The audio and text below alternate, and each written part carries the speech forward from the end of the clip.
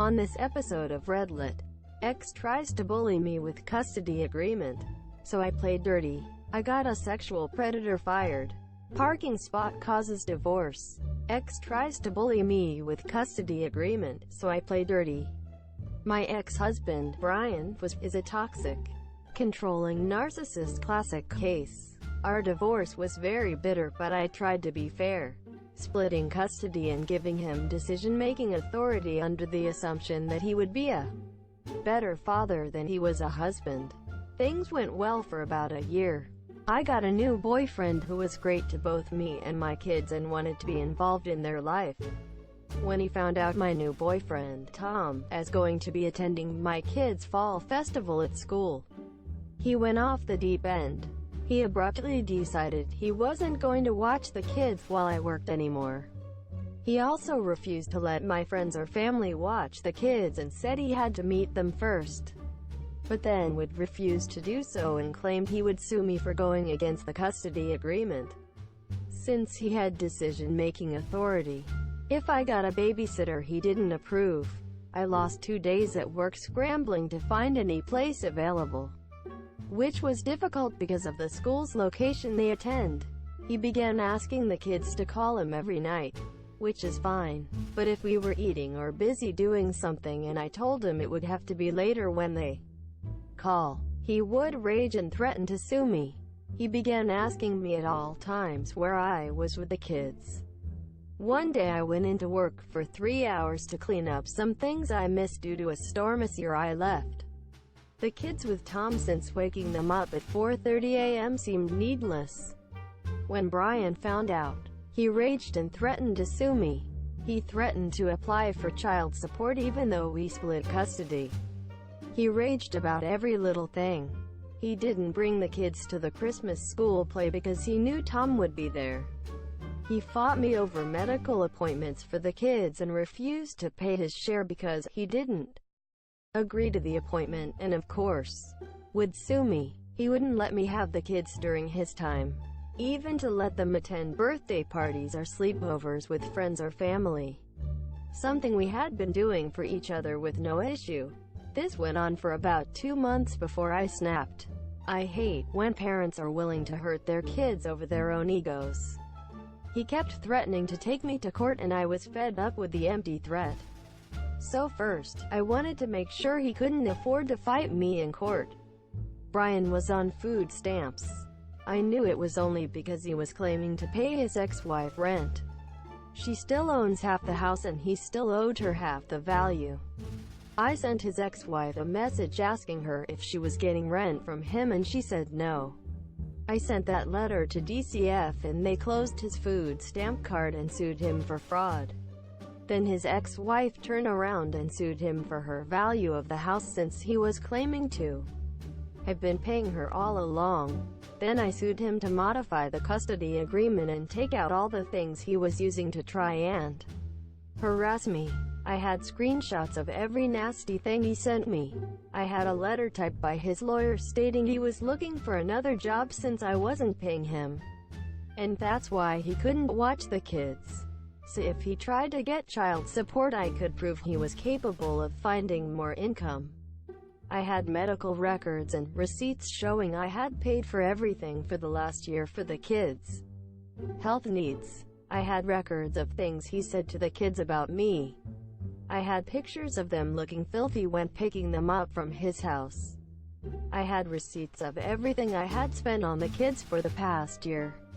He folded pretty quickly, cannot harass me anymore, and is still paying off his first ex-wife. I got a sexual predator fired. I was 15 when my friend, Chelsea, and I did some work experience for a big law firm in the city.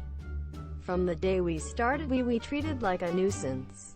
The person directly in charge of us never let us do anything but get coffee orders for the office. Everyone seemed to hate us except for one of the senior partners, Mr. VIP.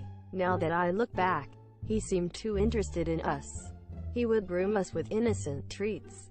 He was disgusting. We were naive kids and didn't know any better, so we fell for his every charm. Towards the end of our placement, Mr. VIP invited us to a house party. Thankfully my parents didn't let me go, but my friend went and told me how creepy he was acting. It was just her and Mr. VIP. He tried to get her drunk and cop a feel. Luckily, Chelsea was able to lock herself in the bathroom and call her parents. She and I stopped our work experience placement. We never told anyone what happened and eventually forgot all about him this year. Many years later, after I graduated university, I happened to apply for a job at that law firm this year. I didn't recognize the name until I went to the interview and was faced with Mr. VIP and his dad, the CEO. I managed to do well in the interview and I was eventually hired. At first I wanted to turn the job down, but I knew that this would be the perfect opportunity for some revenge. I worked hard and even became great friends with him. So much so that he started telling me his little secrets, like how he would add an extra $10,000 to his travel expenses, make bogus tax claims, and a whole load of insider trading. I collected my evidence and bid my time and waited for the perfect opportunity. Mr. VIP was up for the VP position that he had been waiting for. The company held mandatory interviews and I booked an appointment. I went to see the CEO with an IRS agent and a lawyer.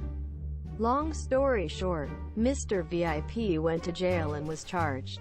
His dad's company weathered a huge hit, and in my last words to him, that I was the one who got him in deep doo-doo, and I told him exactly why I did it. Parking spot causes divorce. Okay, so this isn't a story about me. This is about my neighbor.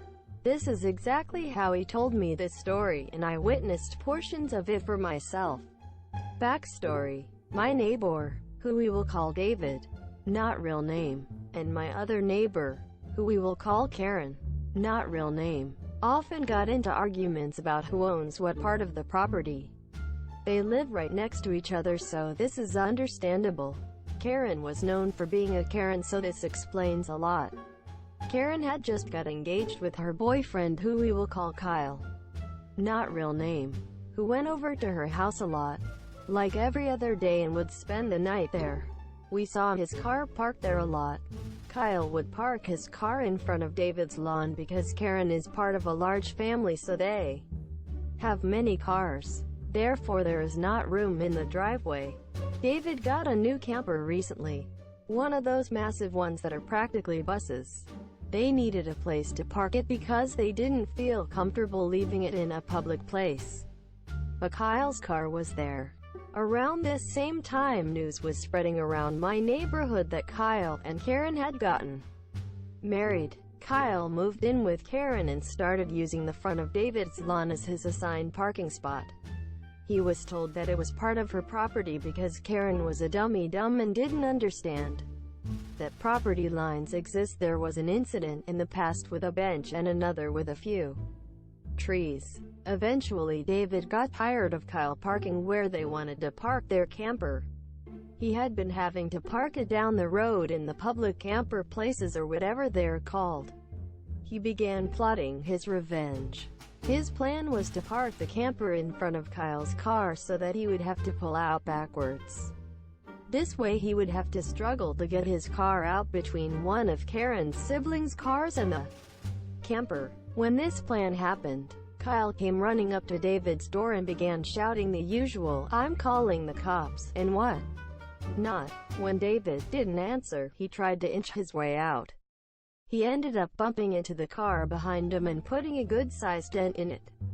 He instantly ran up to Karen's sibling and began apologizing and blamed it on David. Now Karen's entire family was mad at David. David said he saw this through the window and was laughing hysterically. Karen actually managed to think logically for once and blamed it on Kyle, but it was okay, and insurance will cover it, or something like that. Kyle began going off on Karen about how insurance would charge him for the damage. So they ended up fighting about insurance or whatever. This whole thing unraveled outside David's house, so he listened in through the open window. They then came up to his house. David answered the door and all of them, but Karen instantly started going off about how he caused a dent in Karen's sibling's car.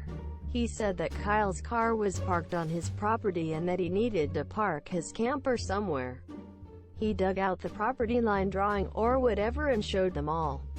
Karen was pissed. Karen said that he had drawn those lines himself and that the actual lines were farther to the left, giving her more property, and expanding past where Kyle was parked. Keep in mind, Kyle was parked by the windows of David's house, clearly on David's property. At this point, I could hear yelling from a few houses down and walked over to listen for that sweet internet karma. Karen ended up calling the cops because David was disturbing the entire neighborhood. 2 cops showed up in a car and instantly sided with David after reviewing the property lines. Karen was fined over $700 for misusing 911. Kyle ended up having to pay $900 for the damages done to the other car. Apparently he broke part of the engine or something.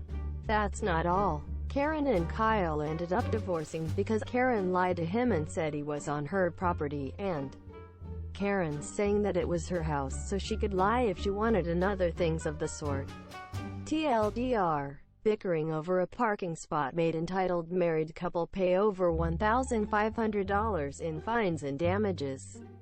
The couple also divorced over this and a few other things with property issues.